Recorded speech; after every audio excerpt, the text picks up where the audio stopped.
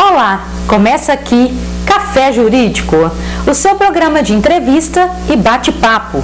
No programa de hoje, você vai ver uma entrevista com a ministra Carmen Lúcia, do Supremo Tribunal Federal, que esteve em Uberlândia, onde participou de um ciclo regional de debates realizada no auditório da Câmara de Dirigentes Lojistas, CDL. Também com o desembargador-presidente do TRE de Minas Gerais, Dr. Geraldo Augusto. Tem um papo aberto com o advogado Deiber Magalhães.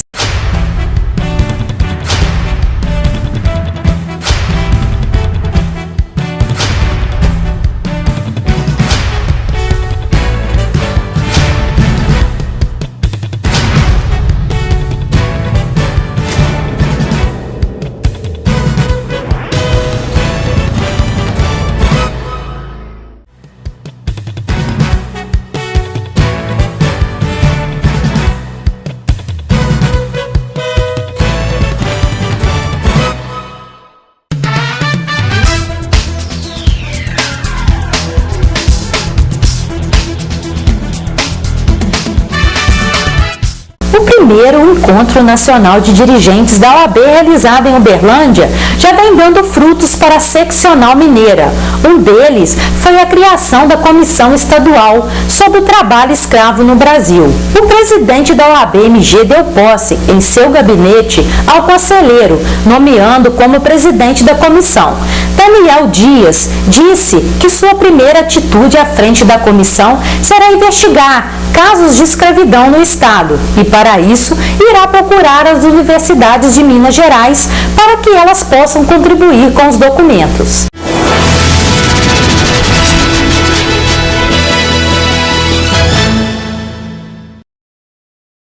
Uberlândia sediou o ciclo regional de debates em parceria com a Escola Judiciária Eleitoral.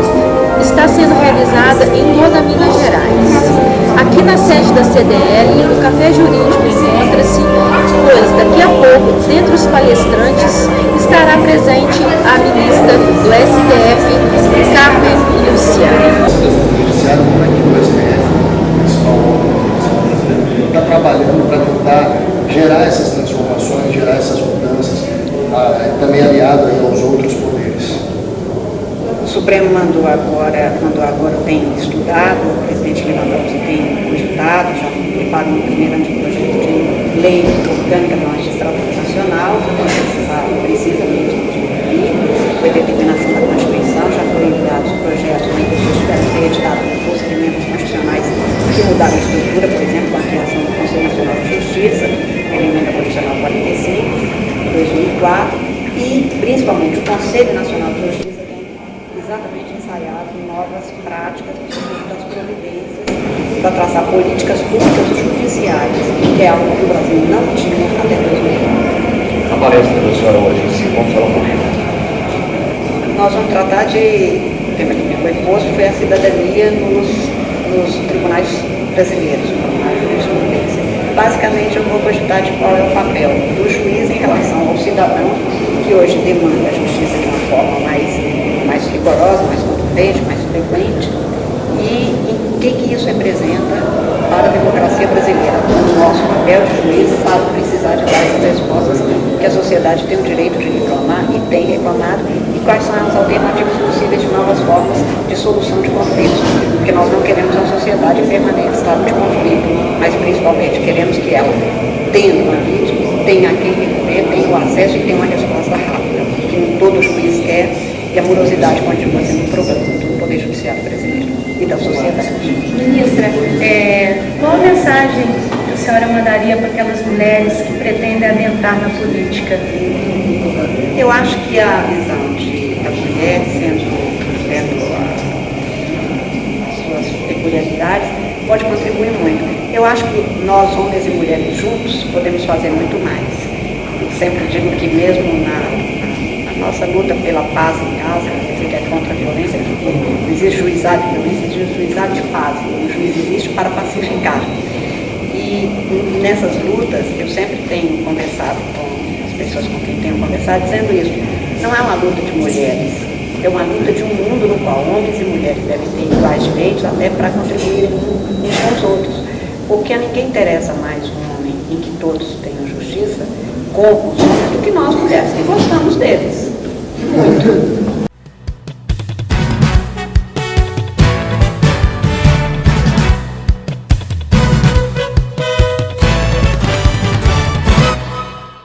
Sistema de biometria que vocês pretendem implantar nas próximas eleições no Estado de Minas, realmente já é uma realidade? Já é uma realidade. Muito boa noite a todos os telespectadores. E nós estamos começando a partir do Triângulo, porque é uma nova política de gestão para que nós implantemos a biometria nas 10 maiores cidades do Estado, além da capital. Então, o eleitorado ficará entre 50% e 60%. Já biometrizado, queremos iniciar a partir de julho e a partir de Uberlândia e Araguari, que já são conosco, de apoio, de sessão de servidores e de sessão de espaço. Vamos convocar, então, toda a população, vai depender dessa aceitação da população, porque essa biometria não é aquela de revisão judicial, que nós, por uma fraude ou qualquer questão, foi obrigado a fazer revisão. A biometria é para registrar o cidadão, aquele que vai agora na urna com aquele sistema eletrônico. Se tem qualquer dúvida, se coloca ele para identificação. Isso dará maior segurança ao eleitorado, maior segurança ao candidato, maior segurança ao cidadão, sabendo que realmente aquilo que ele lá no seu candidato é o que deverá ser realmente apurado.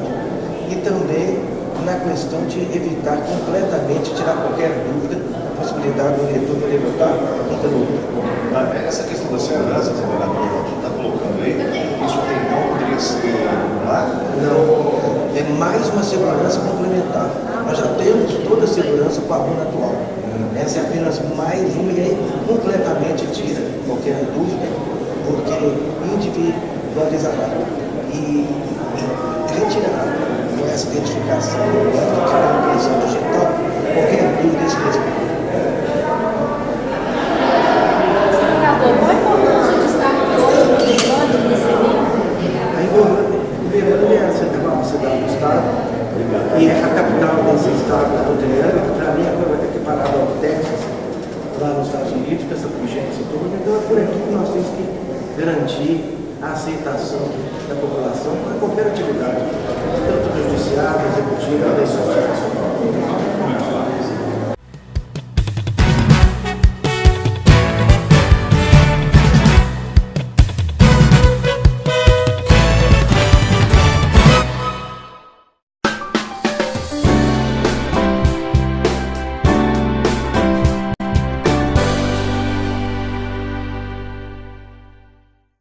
Estamos aqui batendo um papo informal no escritor de advocacia, Dr.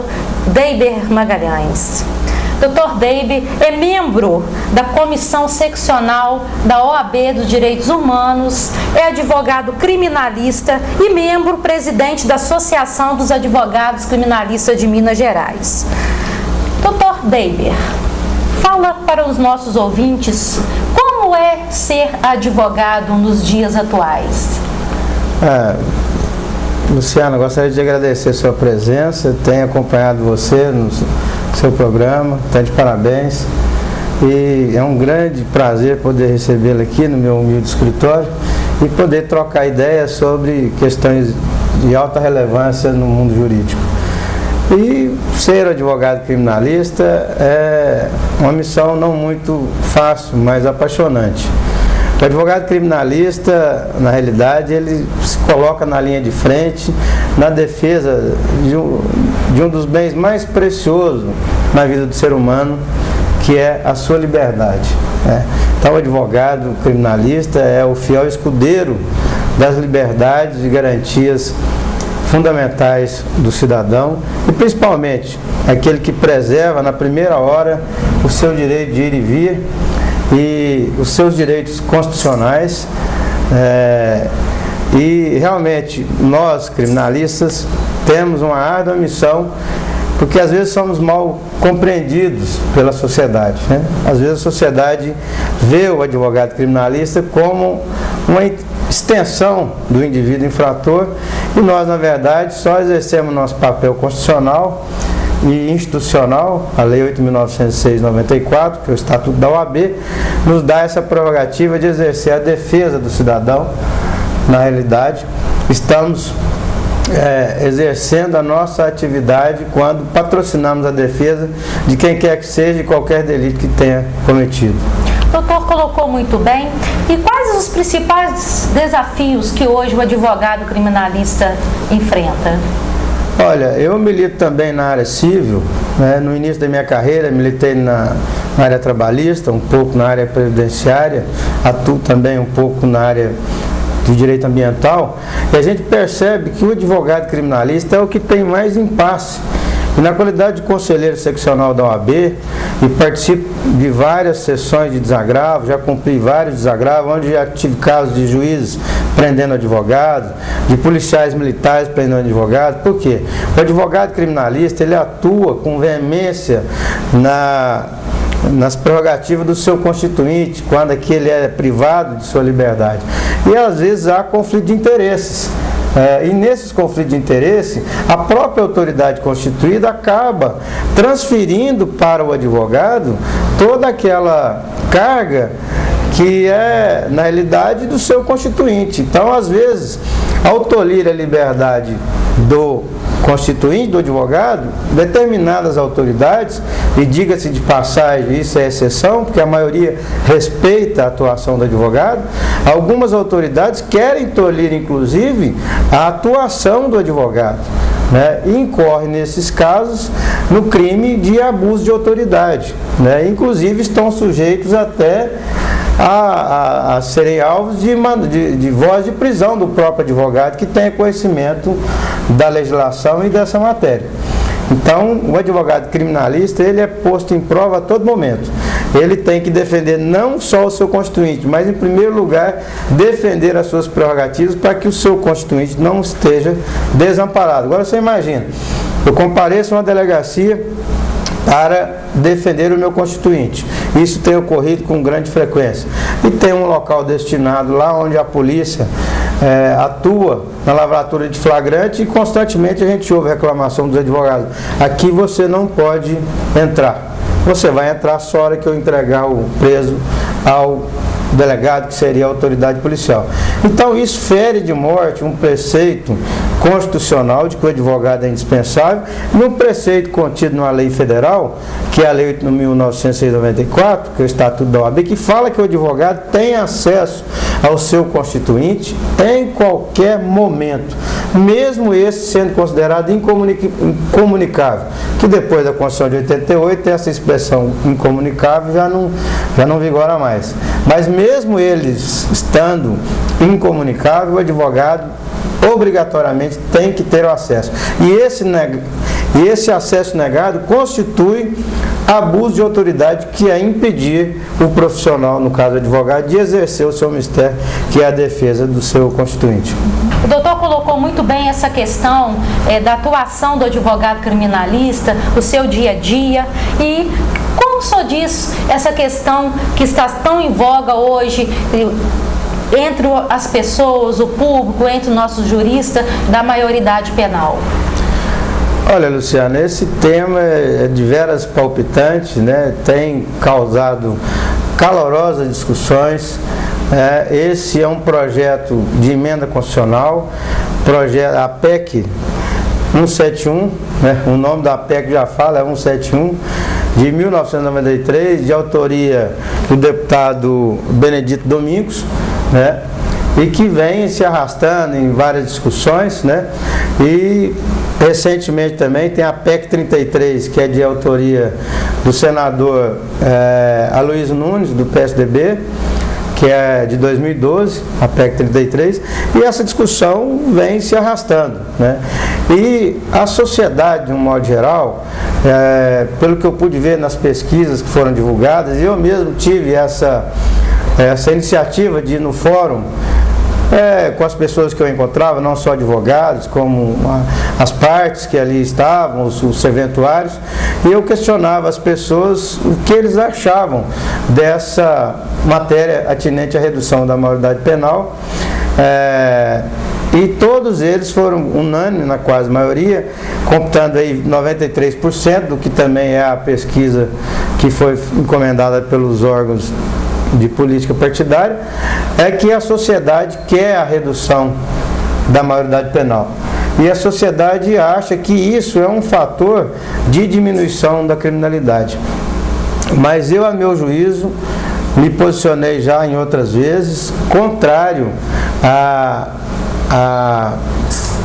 aprovação da PEC de redução de maioridade penal, porque eu creio que isso aí é uma panaceia. Isso aí o Brasil, ele tem essa característica de não resolver os problemas sociais. E quando ele não consegue resolver os seus problemas sociais, ele cria uma lei, que é mais fácil eu prender do que eu educar, do que eu ressocializar e de que eu cumprir uma dívida social que eu tenho com os jovens, com as crianças e adolescentes que se encontram, na maioria das vezes, desamparados pelo poder público. O senhor acredita, caso seja aprovado esse projeto de lei, haverá de forma concreta a redução da criminalidade no nosso país? Olha, Luciana, ainda falando sobre o projeto de lei, estive lendo um artigo muito interessante de um grande jurista brasileiro, que é o Daum Dalari, e eu comungo do seu pensamento de que esse projeto de emenda constitucional é inconstitucional, porque ele fere uma cláusula pétrea, que é o artigo 228 da Constituição Federal, que diz que a maioridade penal inicia-se aos 18 anos. E trata-se então, pois, de um direito fundamental do adolescente, né? Porque a criança não estaria sujeito à aplicação da norma no caso da redução da maioridade penal. De acordo com o projeto, seria de 18 para 16 anos. E tem uns já que defendem a sua redução para 14 anos. Então, como enfatizado pelo jurista Dalmo de Abreu Dalari, seria inconstitucional, porque feriria uma cláusula pétrea. E eu me coloco diametralmente contrário, porque os estudos que eu fiz, eu percebi, analisando o direito comparado, e só apenas 2 países a maioridade penal é aos 14 anos, e o único país que eu consegui na minha pesquisa é os Estados Unidos, que a maioridade penal é aos 12 anos. E diga a vocês, os Estados Unidos é a maior população carcerária do mundo, com 2.280.000 presos, tá? E o segundo que tem, que a maioridade penal é aos 14 anos, mas de forma relativa, é o Canadá, tá? E no Canadá, a teor do que o senador Aloysio Nunes propôs na PEC 33, é da seguinte forma: a maioridade penal, ela é analisada de forma bem acurada. Ela não é erga omnes. Um indivíduo de 14 anos que praticou um delito, ele vai ser analisado para saber se ele teria, naquele momento, uma condição de entender a ofensividade do ato por ele praticado. E esse projeto do senador Aloysio Nunes, eu reputo que seja um projeto mais sóbrio do que o 171, que está em fase de aprovação, que já teve o parecer favorável da Comissão de Constituição e Justiça da Câmara. Ele trata no seu projeto da seguinte forma: haveria redução da maioridade para 16 anos, mas continuaria na competência da Vara da Infância e da Juventude, e aquele jovem que praticasse crimes considerados hediondos na nossa legislação, que seria o estupro, seria o sequestro seguido de morte, ou o latrocínio, que é o roubo seguido de morte, são os crimes de maior repercussão, de maior ofensividade à sociedade. esse indivíduo seria, então, colocado de uma forma diferenciada, analisado por uma equipe multidisciplinar, para que essa equipe, então, desse o seu parecer para dizer se aquele indivíduo, naquele momento, tinha condições plenas de saber o que ele estava fazendo, se ele tinha consciência de seus atos, né? Eu acredito que isso no Brasil não vai funcionar, né? Então, eu sou contrário. Por outra questão também, me reputo contrário, porque hoje, o Brasil hoje é a terceira maior população carcerária do mundo. Ele perde só para os Estados Unidos, como eu disse, com 2.280.000 presos, e os Estados Unidos adota a maioridade penal em alguns estados aos 12 anos. Perde para a China, que tem 1.700.000 presos, e ganhou em 2014 da Rússia, que tinha 704.000 presos. E o Brasil hoje tem 716.000 presos, e diga-se de passagem, com 550.000 mandados de prisão em aberto para serem cumpridos. Então nós não temos estruturas, Quando você vai criar uma lei, você tem que fazer uma análise teleológica. A pessoa, o leigo que é entrevistado, ele quer redução da maioridade penal, mas ele não sabe fazer essa análise e ele nem tem essa obrigação. Mas nós que somos operadores do direito, os legisladores, têm essa obrigação. Eu vou reduzir a maioridade penal, eu vou triplicar a minha população carcerária. Isso, obviamente, não é argumento para impedir a redução da maioridade penal. Mas um argumento fortíssimo que eu tenho para dizer, através de dados e pesquisa, é que no sistema prisional comum, o índice de reincidência é de 70%. E no sistema socioeducativo, o índice de reincidência é de 20%. Então eu vou pegar um índice de 20%, vou pegar aquele jovem que está totalmente despreparado, que é desestruturado familiarmente, eu vou jogar ele dentro de uma unidade prisional para ele lá sair pós-graduado no crime e ser aliciado. Ele, pela própria condição física dele dentro da unidade prisional, ele vai ser subjugado, vai ser objeto de promiscuidade. Então isso não funciona. O Estado quer tirar de si a responsabilidade e jogar isso para as cadeias e para os presídios. Então, como eu disse no início da sua entrevista, é muito mais fácil eu criar uma cadeia do que uma escola. Só que é o inverso, e só não querendo alongar muito o assunto, no estado de Minas Gerais, o governo do estado, ele gasta R$140 com um aluno na rede de ensino e gasta R$2.700 com preso. Então nós vamos voltar lá para o caso dos Estados Unidos, só que os Estados Unidos é um país do primeiro mundo. Aí nós vamos ter um caos no sistema carcerário. Então, é uma questão... Aí eu vou deixar de investir na saúde e na educação para investir nos presídios. Por quê? Eu vou ter a minha população carcerária inchada, aumentada. E se eu tiver... Opa, desculpa. Se eu tiver aliado aos 716.000 presos, os 550.000 mandados de prisão, eu vou ter 1.300.000 presos.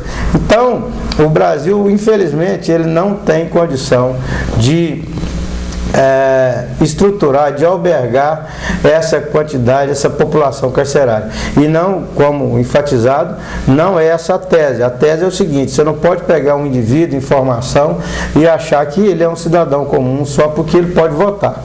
Não é que os políticos, na sua irresponsabilidade, reduziram a idade de votantes, que eu acho isso uma aberração, porque ele pode votar, mas ele não responde pela vida civil. Então esse argumento de que ele pode votar, ele pode responder criminalmente, não vale, porque ele também não pode responder civilmente, ele só pode votar. Então esse argumento, para mim, na realidade não serve. Doutor David, o senhor colocou muito bem esse posicionamento, e o doutor, como membro da Comissão de Direitos Humanos da OAB de Minas Gerais, o que tem a dizer sobre esse posicionamento, a OAB? Olha, na OAB, eu posso dizer em nome da OAB, primeiro porque sou conselheiro e fui eleito pelos meus pares para representá-los. Então eu tenho a autoridade política institucional para falar em nome da instituição. E como representante da Comissão de Direitos Humanos, me posiciono contrário, a OAB também já se posicionou de forma contrária, porque foi o que eu disse, isso é uma panaceia. Eu vou criar uma lei e isso não vai mudar nada. O que vai acontecer? Eu só vou criar um caos no sistema. Nós tivemos a lei de crimes hediondos, né, que surgiu, a lei 8.072, surgiu com o sequestro do Abílio Diniz, isso teve aquela comoção. O homicídio qualificado passou a ser crime hediondo com a morte da filha da escritora de novela, a Glória Pérez, a Daniela Pérez. Não estou dizendo que ela seja menos importante que qualquer outro cidadão, mas toda lei criada no clamor público, geralmente ela não dá certo. O clamor público, ele pode servir de parâmetro, mas ele não pode ser a essência da criação de uma norma que vai ser erga omnes e que vai valer para todos. Então hoje, os aproveitadores de plantão, principalmente as bancadas políticas, querem sair na frente e dizer que criaram a redução da maioridade penal. Mas eu quero saber se eles vão dar toda a estrutura social para esses jovens e esses adolescentes. A maioria desses adolescentes são egressos de famílias totalmente estruturadas.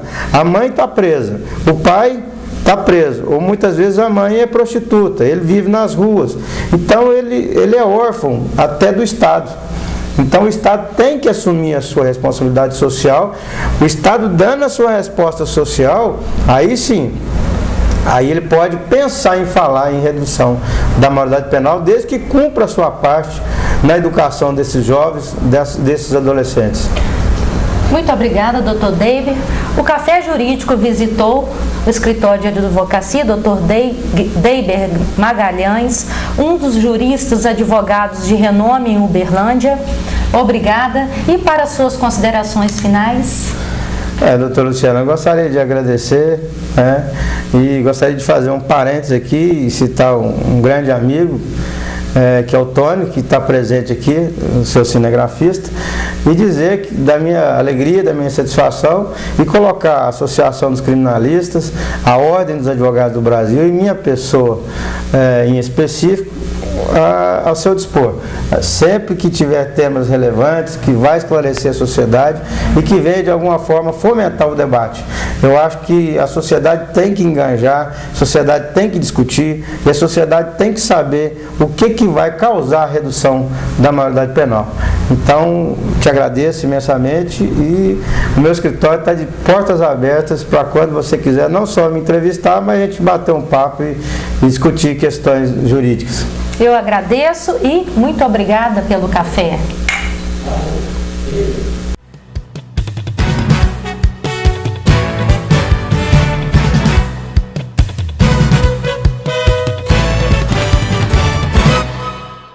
No programa de hoje, você teve uma entrevista com a ministra Carmen Lúcia do Supremo Tribunal Federal.